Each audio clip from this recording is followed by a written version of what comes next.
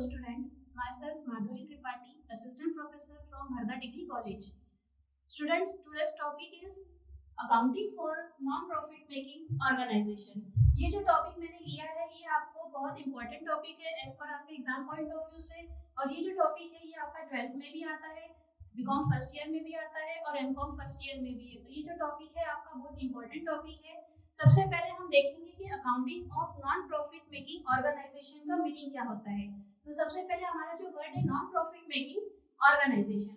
अब हम लोग ने जब बिजनेस किया था स्टार्ट, तो हम लोग जो बिजनेस करते हैं वो किस पॉइंट ऑफ व्यू से करते हैं? For earning a profit. हमारा जो मेन इंटेंशन होता है बिजनेस का, हम प्रॉफिट अर्न करने के लिए बिजनेस करते हैं। लेकिन यहाँ पर जो नॉन प्रॉफिट मेकिंग ऑर्गेनाइजेशन है, यहाँ पर हम कोई गुड्स या सर्विसेज मैन्युफैक्चर नहीं करते, ना ही कोई गुड्स सर्विस प्रोवाइड करते हैं।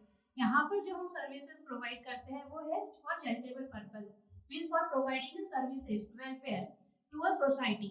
हम लोग सोसाइटी को सेवाएं दे रहे हैं नॉन प्रॉफिट में। प्रॉफिट अर्निंग यहाँ पर आपका मेन मोटो नहीं होता है, तो इसको हम कहते हैं नॉन प्रॉफिट मेकिंग ऑर्गेनाइजेशन। अगर हिंदी में इसको बोला जाए तो ये है गैर लाभकारी संस्थाएं। अब ये गैर लाभकारी संस्थाएं है, नॉन प्रॉफिट मेकिंग ऑर्गेनाइजेशन है, तो उसका अकाउंटिंग भी आपको करना है, क्योंकि जहाँ पर मॉनेटरी ट्रांजैक्शन आ जाता है, जहाँ पर मौद्रिक व्यवहार आ जाते हैं, वहाँ पर आपको उसका अकाउंट मेंटेन करना होता है। तो नॉन प्रॉफिट मेकिंग ऑर्गेनाइजेशन में भी हमको फंड मिलता है, डोनेशन मिलते हैं, सब्सक्रिप्शन मिलता है। अब जो subscription, donation, fund, entrance fee जो आप लेते हो मेंबर से, वो आपको मेंटेन करना है, उसका आप कुछ एक्सपेंसेस करते हो, तो यहाँ पर आपको उसकी अकाउंटिंग ट्रीटमेंट देनी है। तो हम लोग अभी देखेंगे कि नॉन प्रॉफिट मेकिंग ऑर्गेनाइजेशन अपना अकाउंट कैसे मेंटेन करता है। तो देखिए बोर्ड पे यहाँ पर जो नॉन प्रॉफिट मेकिंग ऑर्गेनाइजेशन है वो 3 अकाउंट मेंटेन करता है, वो 3 स्टेटमेंट बनाता है। जैसे हम लोग फाइनेंशियल अकाउंट देखे थे, फाइनेंशियल अकाउंट में हम लोग trading, profit and loss account and last one is balance sheet हम तैयार करते हैं। लेकिन यहाँ पर डिफरेंट हो जाएगा, नॉन प्रॉफिट मेकिंग ऑर्गेनाइजेशन में हम लोग भी 3 स्टेटमेंट बनाएंगे। लेकिन पहला जो स्टेटमेंट रहेगा हमारा वो रहेगा रिसीप्ट एंड पेमेंट अकाउंट, जिसको हम हिंदी में क्या कहेंगे? आय एवं व्यय खाता। Second one is income and expenditure account and third one is balance sheet. अब इन तीनों में क्या डिफरेंस है? तो सबसे पहले हम आते हैं रिसीप्ट एंड पेमेंट अकाउंट में, जिसको हिंदी में क्या कहा जाता है? प्राप्ति एवं भुगतान खाता। रिसीप्ट एंड पेमेंट अकाउंट वो अकाउंट है जिसमें हम लोग एक्चुअल कैश बेसिस पे उसको तैयार करते हैं, मींस एक्रूअल कैश, जो कैश आ रही है आपके पास या कैश जा रही है, उसी को हम लोग रिसीप्ट एंड पेमेंट अकाउंट में लेते हैं। Receipt and payment account is just like a real account. Real account means debit what comes in and credit what goes out. तो रिसीप्ट एंड पेमेंट अकाउंट को आप रियल अकाउंट भी बोल सकते हो। अब रिसीप्ट एंड पेमेंट अकाउंट में क्या आता है और किसके बेसिस पे ये तैयार किया जाता है? तो receipt and payment account is prepare on the basis of cash book और कैश अकाउंट। इसमें हम लोग रेवेन्यू आइटम्स, ये देखिए ये लिखा है receipt and payment account. Receipt and payment account में हम लोग रेवेन्यू आइटम्स भी लेंगे और कैपिटल आइटम्स भी लेते हैं। अब रेवेन्यू और कैपिटल में क्या डिफरेंस है? Revenue is a recurring nature. जो रेवेन्यू आइटम्स होते हैं आपके, वो रिकरिंग नेचर के होते हैं, जो बार बार एक्सपेंसेस हो रहे हैं, बार बार जो आपको इनकम होती है उसको हम कहते हैं revenue. For example salary paid, wages paid, interest receive, commission receive, it is a revenue nature. ये आपको हर महीने इंटरेस्ट मिल रहा है, हर महीने कमीशन मिलता है, सैलरी आप हर महीना पेड कर रहे हो, वेजेस आप हर महीने पेड करते हो, तो it is a revenue item. और कैपिटल आइटम्स कौन से होते हैं? जो कभी कभार होते हैं, जो डेली रिकरिंग नेचर के नहीं होते हैं, जो नॉन रिकरिंग नेचर का होता है, उसको हम कहते हैं कैपिटल आइटम्स। कैपिटल आइटम्स में जैसे loss on sale of property, fix asset, आप असेट रोज तो बेचोगे नहीं, कभी कभार आप असेट बेचते हो साल, 2 साल, 3 साल में एक बार, तो उससे जो लॉस हो रहा है या प्रॉफिट, लॉस भी हो सकता है अपने को और प्रॉफिट भी, तो वो लॉस या प्रॉफिट को हम लेते हैं कैपिटल आइटम्स में। तो जो हमारा रिसीप्ट एंड पेमेंट अकाउंट हम बना रहे हैं, वो रिसीप्ट एंड पेमेंट अकाउंट में आप रेवेन्यू नेचर के एक्सपेंसेस, इनकम भी इंक्लूड करोगे और कैपिटल नेचर का एक्सपेंसेस और इनकम आप दोनों को इंक्लूड करोगे। Second one is receipt and payment account. जब स्टार्ट होता है आपका, तो उसकी ओपनिंग हम करते हैं opening balance of cash and bank से, जो डेबिट साइड में हम लिखेंगे, और जिसका क्लोज कहाँ करोगे आप रिसीप्ट एंड पेमेंट अकाउंट का? At the balance of closing balance of cash and bank. ठीक है। सेकंड नेक्स्ट चीज आपको रिसीप्ट एंड पेमेंट अकाउंट में ये ध्यान रखना है बच्चों कि जब आप रिसिप्ट एंड पेमेंट अकाउंट तैयार करोगे तो इसमें हमको past year, current year and forwarding year means गत वर्ष, चालू वर्ष और आगामी वर्ष तीनों के एक्सपेंसेस और इनकम, चाहे वो रेवेन्यू नेचर की हो या कैपिटल नेचर की हो, दोनों हमको यहाँ पर इंक्लूड करना है। मींस तीनों साल यहाँ पर इंक्लूड होता है, last, present and future. Revenue income भी आएगी, कैपिटल इनकम भी आएगी, तो इसको हम कहते हैं receipt and payment account. Second हम बनाएंगे रिसिप्ट एंड पेमेंट अकाउंट के बाद इनकम एंड एक्सपेंडिचर अकाउंट, जिसको हम हिंदी में क्या कहते हैं, आय एवं व्यय खाता। इनकम एंड एक्सपेंडिचर अकाउंट, आय एवं व्यय खाता, it is just like a nominal account. It is just like a nominal account means debit all expenditure and losses and credit all income and gain. Okay, so it is just like a profit and loss account. Receipt, income and expenditure account is a profit and loss account. इसमें हम सिर्फ कौन से expenses और income लेंगे, revenue nature की, क्योंकि it is a nominal account। और nominal account का रूल क्या है, debit all expenditure and losses and credit all income and gain। तो इनकम एंड एक्सपेंडिचर अकाउंट जब आप बनाओगे तो आपको कौन सी चीज याद रखनी है कि सबसे पहले it is a nominal account, second it is just like a profit and loss account, third इसमें सिर्फ आपको रेवेन्यू, इनकम एंड एक्सपेंसेस को ही इंक्लूड करना है। क्लियर? इसके बाद इसमें हमको opening balance of cash and bank and closing balance of cash bank को लेना नहीं है। इसमें जो डिफरेंस आएगा, यदि आपका डिफरेंस डेबिट में आता है तो it is a surplus, and अगर आपका डिफरेंस क्रेडिट में आ रहा है तो इट इज अ डेफिसिट। उसके बाद on the basis of income and expenditure account our last statement is balance sheet, चिट्ठा। Balance sheet is a statement not a account. ये हमने फाइनेंशियल अकाउंट में भी देखा था। फाइनेंशियल अकाउंट में भी हमने ये चीज देखी थी कि trading account and profit and loss account is a account, but balance sheet is not a account, it is a statement. This statement, statement of all assets and liabilities of business. किसका statement है चिट्ठा? चिट्ठा हमारा एक विवरण है। किसका विवरण है? व्यवसाय में जितनी भी संपत्ति है, जितना भी हमारा दायित्व है, उसका ये विवरण बनाते हैं हम लोग, इसलिए इसको अकाउंट नहीं बोला जाता है, इट इज अ स्टेटमेंट। तो अब हम क्या कर रहे हैं, इनकम एंड एक्सपेंडिचर के बेसिस पे हम बनाते हैं हमारी last balance sheet. Balance sheet जो होती है वो आपकी at the end of the financial year बनेगी। ये एक दिन की होती है हमारी। तो जब भी आप बैलेंस शीट तैयार करोगे तो आपको क्या लिखना है, बैलेंस शीट एज ऑन, क्योंकि बैलेंस शीट एक दिन की होती है, एज एट 31 मार्च। ओके, तो जब बैलेंस शीट बनाओगे तो हम क्या करेंगे, इसके बेसिस पे बनाओगे balance sheet, on the basis of income and expenditure account. तो बैलेंस शीट में all liabilities of non profit making organisation written on liability side and all assets are written on the asset side, and the balance of income and expenditure if surplus added in the capital in balance sheet, and if it is deficit it is deducted from a capital from balance sheet. Friends, अब हम देखेंगे कि difference between received and payment account and income and expenditure account. अभी मैंने आपको बताया, general introduction देखा था हमने कि नॉन प्रॉफिट ऑर्गेनाइजेशन क्या होता है और उसमें कौन कौन से अकाउंट्स हम तैयार करते हैं। तो उसमें हमने भी देखा था कि 3 अकाउंट्स हम लोग तैयार कर रहे हैं। एक होता है आपका received and payment account, income and expenditure account, and third one is balance sheet. हमने ये भी देखा है अभी कि balance sheet is a statement not a account, but received and payment account and income and expenditure account are a account. तो अब आपको हम ये बता रहे हैं कि इन दोनों में क्या डिफरेंस है, रिसीव्ड एंड पेमेंट अकाउंट क्या होता है और इनकम एंड एक्सपेंडिचर अकाउंट क्या होता है। तो देखिए यहाँ पर कुछ बेसिक डिफरेंस जो है वो यहाँ लिखे हैं। तो फर्स्ट डिफरेंस क्या है, received and payment account is a real account and income and expenditure account are a nominal account. आप लोगों को रूल भी पता होंगे जो हम जर्नल एंट्री करते हैं अकाउंट में। तो जर्नल एंट्री के कुछ बेसिक रूल्स है, जैसे रियल अकाउंट होता है, एक पर्सनल अकाउंट होता है और एक होता है नॉमिनल अकाउंट। तो यहाँ पर रियल अकाउंट का रूल क्या होता है, debit what comes in and credit what goes out. तो जब आप रिसीव्ड एंड पेमेंट अकाउंट बना रहे हो तो आपको कौन सा रूल अपनाना है, यहाँ पर कौन सा रूल अप्लाई करोगे आप, रियल अकाउंट का rule, debit what comes in and credit what goes out. तो इनकम एंड एक्सपेंडिचर में देखेंगे तो इनकम एंड एक्सपेंडिचर कैसे नेचर का है, it is a nominal account. Nominal account जिसको हिंदी में क्या बोलोगे आप, अवास्तविक खाता, नाम मात्र खाता।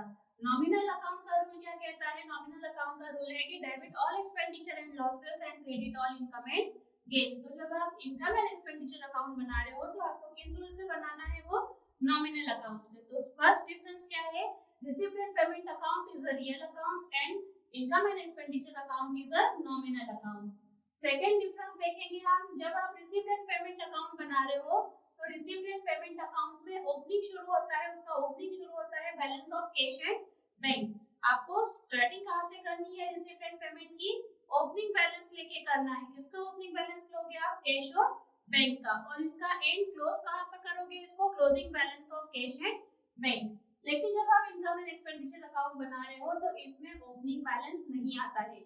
जब opening balance of cash and bank नहीं आएगा तो इसका क्लोजिंग बैलेंस ऑफ कैश और बैंक भी आपको इसमें लेना नहीं है। तो सेकंड डिफरेंस क्या है? Received and payment account started with opening balance of cash and bank and ended with the closing balance of cash and bank. But income and expenditure has no opening balance of cash and bank. Third difference यहाँ पर हम देखेंगे कि जब आप received and payment account बना रहे हो तो इसमें आपको डेप्रिसिएशन, बैड डेट, लॉसेस जितने भी है मींस नॉन ऑपरेटिंग एक्सपेंसेस, ये जो हमने लिखा है depreciation, bad debts and losses, they all are non operating. Non operating जिसको हम हिंदी में क्या बोलोगे आप? गैर संचालन, मतलब जो बिजनेस से रिलेटेड इनकम एक्सपेंडिचर नहीं है वो आपको रिसीव्ड एंड पेमेंट अकाउंट में इंक्लूड नहीं करनी है। It does not include depreciation, bad debts and losses, but in income and expenditure account they both are included. Depreciation, bad debt, losses, income, non-operating income, non-operating losses are included in income and expenditure account. Next जो difference आ रहा है आपका वो है कि it does not include adjustment. देखो जब हम रिसीव्ड एंड पेमेंट अकाउंट बना रहे हैं तो इसमें आपको एडजस्टमेंट को इंक्लूड नहीं करना है।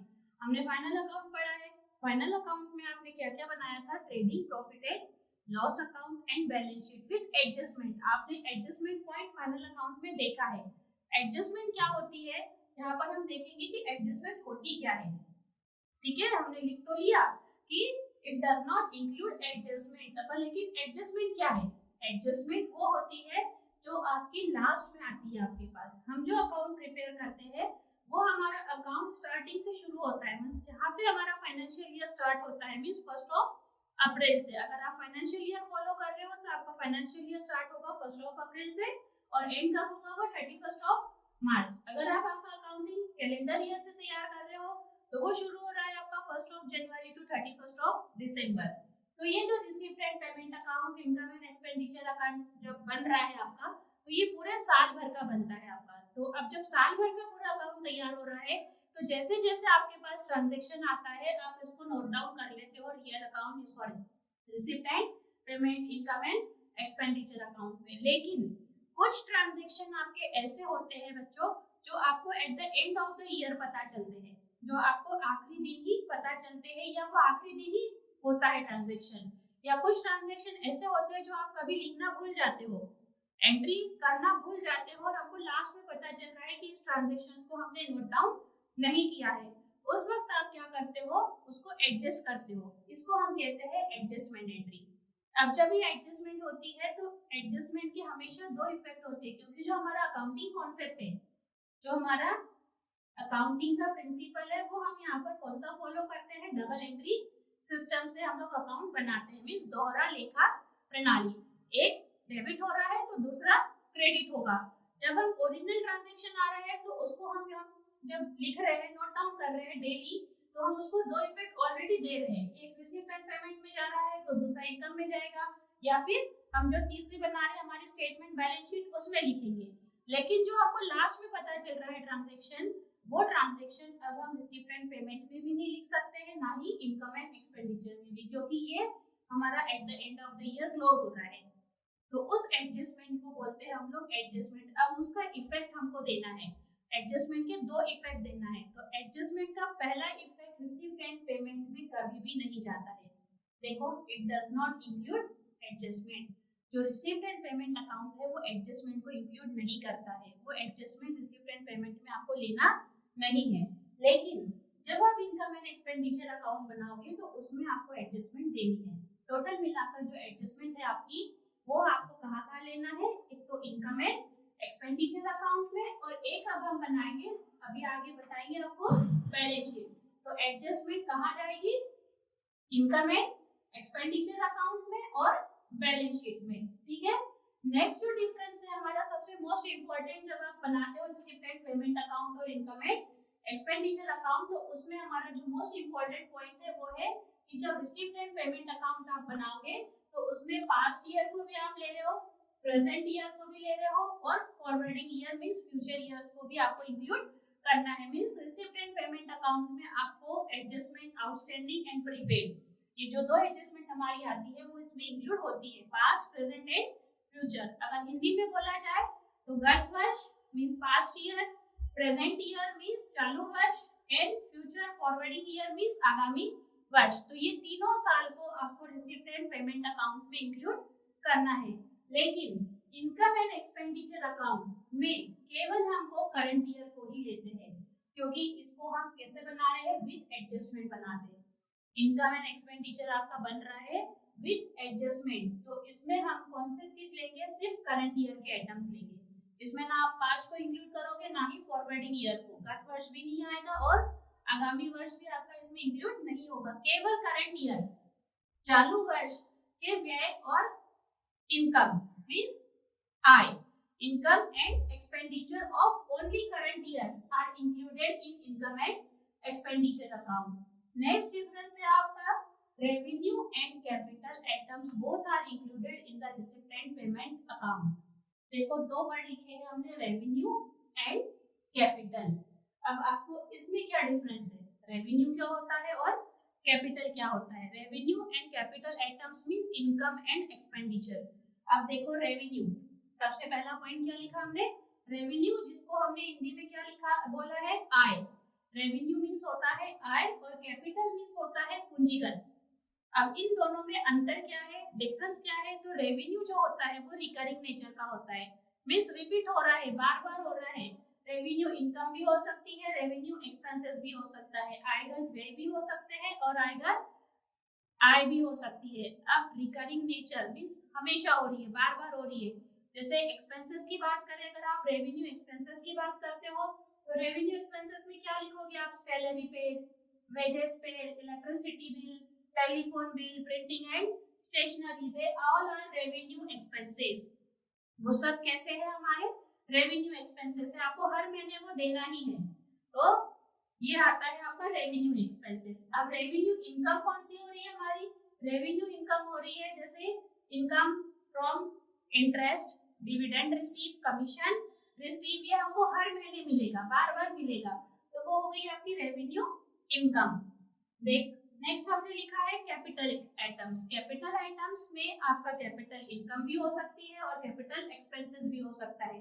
कैपिटल एक्सपेंसेस वो है जो आपको कभी कभी होता है, रिकरिंग नेचर का नहीं होता है, it is a non recurring nature. Clear, non recurring nature. अब इसमें क्या लोगे आप, कैपिटल एक्सपेंडिचर, कैपिटल इनकम में profit on sale of asset, हम रोज तो प्रॉपर्टी ही बेचोगे आप, एक बार प्रॉपर्टी आपने खरीदी तो आप उसको लंबे समय तक यूज करोगे, उसके बाद ही उसको हम सेल करते हैं, तो हो सकता है उसमें आपको प्रॉफिट भी हो या लॉस भी हो, तो उसको आप क्या बोलोगे, कैपिटल इनकम और कैपिटल एक्सपेंडिचर। जैसे आपने 10 लाख की प्रॉपर्टी परचेस की है, मान लो हमने प्रॉपर्टी परचेस की है इन द ईयर ऑफ 2015, अभी 2015 से अभी 2022 चल रहा है, हमने उसको यूज किया है 7 ईयर, अब हम उसको क्या कर रहे हैं, सेल कर रहे हैं, तो आपने प्रॉपर्टी 7 ईयर बाद सेल की है। अब हमने वो प्रॉपर्टी परचेस की थी 10 लाख रुपए में, आज आप उसको सेल कर रहे हो तो आपको मिल रहा है 9,50,000। क्या हुआ आपको, इट इज अ लॉस। कैसा लॉस हुआ, ये कैपिटल लॉस हुआ है, ठीक है। अगर यही प्रॉपर्टी आप 10 लाख की परचेस कर रहे हो इन द ईयर ऑफ 2015 और 2022 में आप उसको 10,50,000 में सेल कर रहे हो, तो ये 50,000 का क्या हुआ है, हमको गेन हुआ है, it is a capital gain. Clear, तो बेसिक डिफरेंस क्या है, रेवेन्यू जो होता है वो रिकरिंग नेचर का होता है और कैपिटल जो होता है वो होता है नॉन रिकरिंग नेचर का। तो जब आप रिसिप्ट एंड पेमेंट अकाउंट बनाओगे तो उसमें रेवेन्यू और capital both expenses and income are included, but in income and expenditure account only revenue, income and expenses are included, means जो रिकरिंग नेचर का है वही आपको इसमें इंक्लूड करना है, कैपिटल को इनकम एंड एक्सपेंडिचर में हम इंक्लूड नहीं करेंगे। और नेक्स्ट जो डिफरेंस है वो है, it is just like a cash book.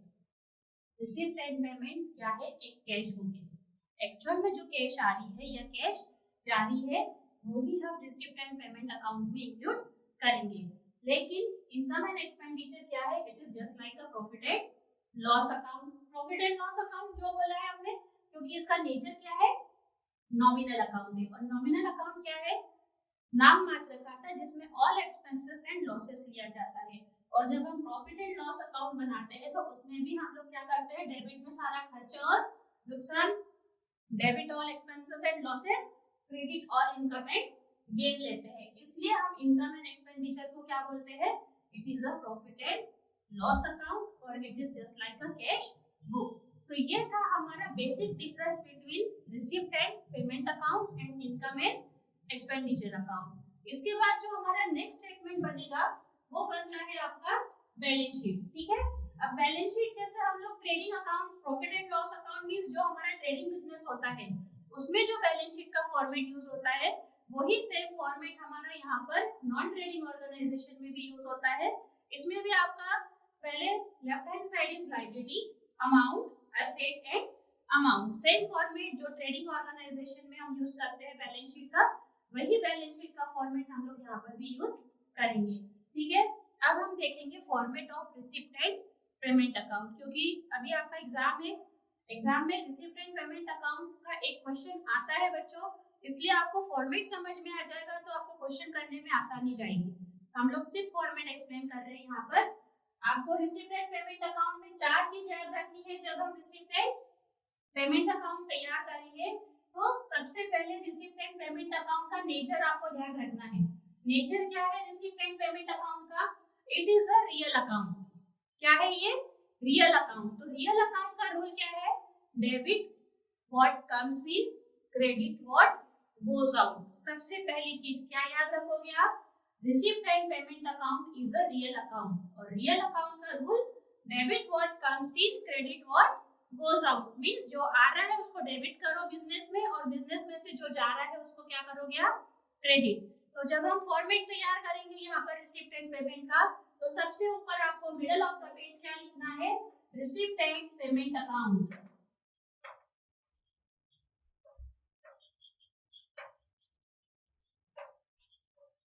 Middle of the page receipt and payment account. Receipt and payment account एक दिन का नहीं होता है, जैसे हमारी जो बैलेंस शीट होती है वो last day of the financial year हम तैयार करते हैं, लेकिन जो रिसिप्ट एंड पेमेंट अकाउंट है वो पूरे साल भर का होता है। पूरे साल भर के ट्रांजैक्शंस इसमें हम लोग नोट डाउन करते हैं। इसलिए आप क्या लिखोगे नीचे ब्रैकेट में, जस्ट सेकंड लाइन में, for the year ended, bracket complete, for the year ended. अब इसमें चार कॉलम आप तैयार करोगे। पहला कॉलम हमारा रहेगा रिसिप्ट,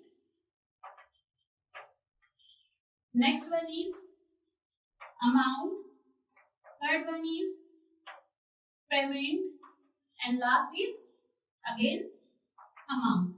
ये है हमारा रिसिप्ट एंड पेमेंट अकाउंट का फॉर्मेट। अब इसका नेचर हमने देखा था, कैसा नेचर है ये, रियल अकाउंट है। क्या है receipt and payment account, real account है। और रियल अकाउंट का rule, debit and credit, right hand side is debit and left hand side is credit. Debit what comes in, तो देखो हमने रिसिप्ट लिखा है क्योंकि debit what comes in, credit what goes out, तो क्या आएगा यहाँ पर, पेमेंट। अब रिसिप्ट एंड पेमेंट अकाउंट की स्टार्टिंग हमने डिफरेंस भी देखा है, कहाँ से होती है, opening balance of cash and bank. तो सबसे पहले आप क्या लिखोगे, डेबिट साइड टू, डेबिट में टू से लिखा जाता है और क्रेडिट में बाय से लिखा जाता है, to opening balance, opening balance of cash and opening balance of bank. Starting हो गई हमारी। अब रिसिप्ट एंड पेमेंट अकाउंट में सेकेंड चीज आपको ये याद रखनी है कि इसमें हमको past, present and forwarding year means future year, इन तीनों को यहाँ पर लेना है।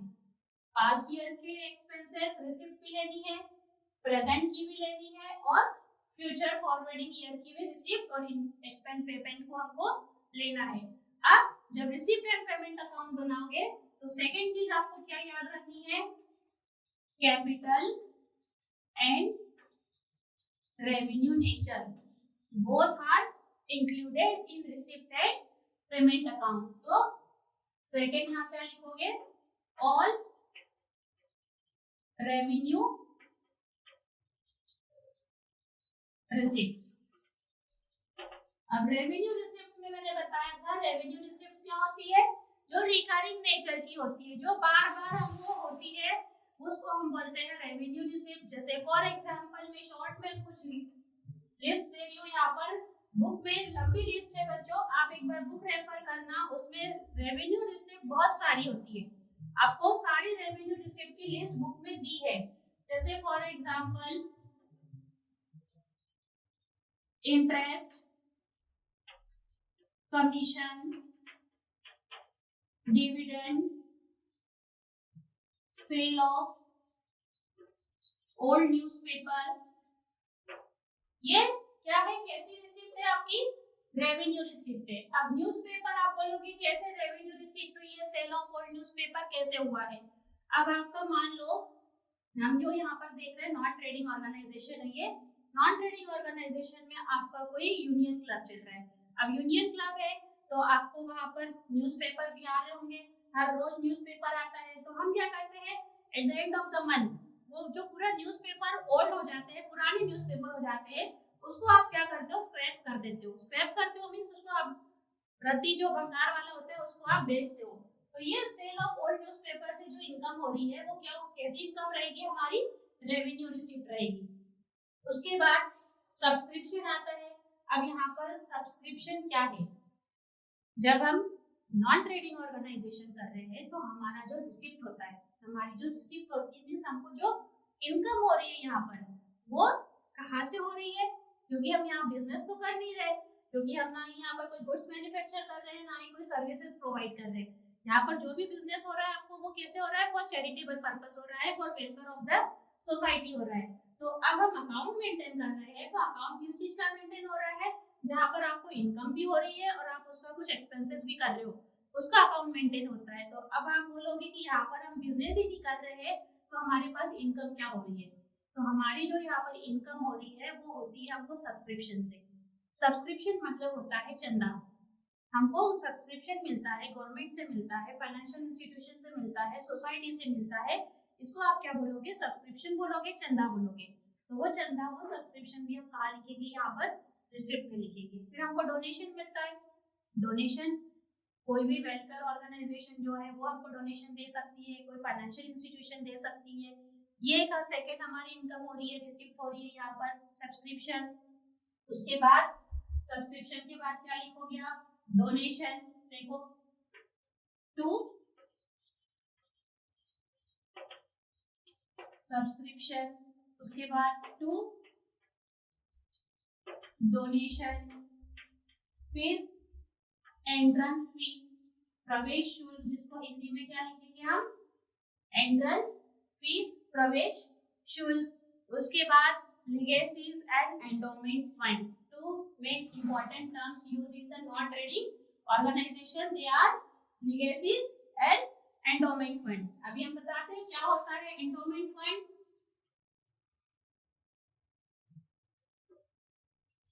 Endowment fund and legacies. अब ये भी क्या है, हमारी नॉन ट्रेडिंग ऑर्गेनाइजेशन की रिसिप्ट कहलाती है। Endowment fund is just like a will. अगर कोई पर्सन है, कोई व्यक्ति है और वो किसी नॉन ट्रेडिंग ऑर्गेनाइजेशन जो चैरिटेबल पर्पस के लिए चल रही है, उसको अगर वो कोई फंड डोनेट करना चाहता है तो वो अपनी विल में, मींस उसकी जो विल बनती है उस विल में वो लिखेगा कि एक 5 लाख रुपीस मुझे फलाना इंस्टीट्यूशन को दान करनी है। आफ्टर हिज डेथ वो 5 लाख रुपए उस इंस्टीट्यूशन में क्या हो जाता है, दान हो जाता है। तो इसको हम कहते हैं एंडोमेंट फंड। और endowment fund it is a capital nature. Endowment fund कैसे नेचर का होता है, कैपिटल नेचर का होता है, क्योंकि कैपिटल नेचर का इसलिए बोला गया है क्योंकि लाइफ टाइम में एक ही बार होता है, और जो एक ही बार होता है या कभी कभी होता है उसको कैपिटल नेचर कहा जाता है। और एंडोमेंट फंड भी एक ही बार आता है, इसलिए उसको हम किस नेचर का लेते हैं, कैपिटल नेचर का। और लीगेसीज, नेक्स्ट जो लिखा है हमने वो क्या लिखा है, लीगेसीज लिखा है। लीगेसीज जो होती है वो बार बार आती है, अपनी इच्छा से कोई भी पर्सन आपको डोनेट कर सकता है, फंड दे सकता है इंस्टीट्यूशन में, तो ये इज अ रिकरिंग नेचर, इसलिए इसको रेवेन्यू नेचर का माना गया है। और एंडोमेंट फंड जो है वो कैसा है, कैपिटल रेवेन्यू है, हमारी कैपिटल रिसिप्ट है। और लीगेसीज जो है वो रेवेन्यू रिसिप्ट है। तो रिसिप्ट साइड में आप क्या लिखोगे, सबसे पहले opening balance of cash and bank, subscription means चंदा, डोनेशन दान, एंट्रेंस फी प्रवेश शुल्क, then endowment fund and legacies. फिर लिखोगे आप life membership fees to life membership fees. अब लाइफ मेंबरशिप फीस होती है ये आपकी रेवेन्यू नेचर की। अगर आपको कोई डोनेशन या कोई एंट्रेंस फी अगर मिल रहा है और उसमें स्पेसिफिक लिखा है, एक चीज और याद रखना है आपको, अगर किसी वर्ड के आगे स्पेसिफिक वर्ड यूज हो चुका है, जैसे स्पेसिफिक डोनेशन, स्पेसिफिक फंड, तो वो क्या होता है, हमारा स्पेसिफिक वर्ड जुड़ जाता है तो वो कैपिटल नेचर का होता है। और अगर उसके आगे जनरल वर्ड यूज हो गया, general fund, general entrance fee, general endowment fund, तो वो क्या हो जाएगा, हमारा रेवेन्यू नेचर का हो जाएगा। ये दो बेसिक डिफरेंस याद रखना, स्पेसिफिक और जनरल। जहां पर स्पेसिफिक वर्ड आ जाता है वो हो जाता है कैपिटल नेचर का, और जहां जनरल वर्ड यूज हो जाता है उसको हम लेते हैं रेवेन्यू रिसिप्ट में। ठीक है, तो ये है रिसिप्ट साइड। तो ये रेवेन्यू और कैपिटल दोनों हो सकता है, रेवेन्यू भी है और कैपिटल भी। अब रेवेन्यू कैपिटल का मैंने आपको बताया था स्पेसिफिक और कैसे जनरल, ये दो वर्ड का डिफरेंस याद रखना। स्पेसिफिक वर्ड आ जाता है तो कैपिटल हो जाता है, और स्पेसिफिक जनरल वर्ड यूज हो जाएगा तो रेवेन्यू हो जाएगा। ठीक है, इसके बाद यहाँ पर हम लिखेंगे ऑल रेवेन्यू